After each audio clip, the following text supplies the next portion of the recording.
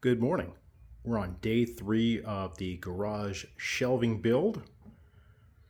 Yesterday I finished installing the 1/4 inch by 3.5 inch lag screws on each of the 4 horizontal pieces over there. What do I call those? Horizontal wall stringers. Okay. I'm not working with a script here. I'm just working with my handy dandy cut plan over there.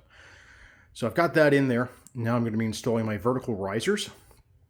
On either side, adjacent to the window frame, I'm using 2x4, 70-inch length, 2x4, 70-inch length, and I'm going to screw those directly into those spacers that I have installed behind there. And in the center, I'm using a 2x6. And again, that's going to be screwed in using 2.5-inch long deck screws with the T25 torque head. I'm going to pre-drill those holes.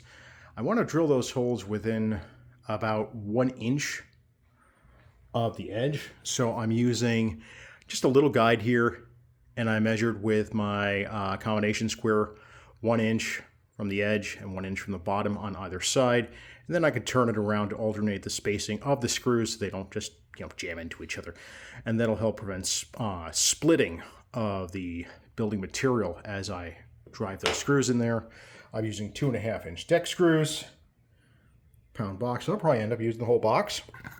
And I've got a little reminder on here to use a 1/8 inch pilot hole. So let's see how that goes.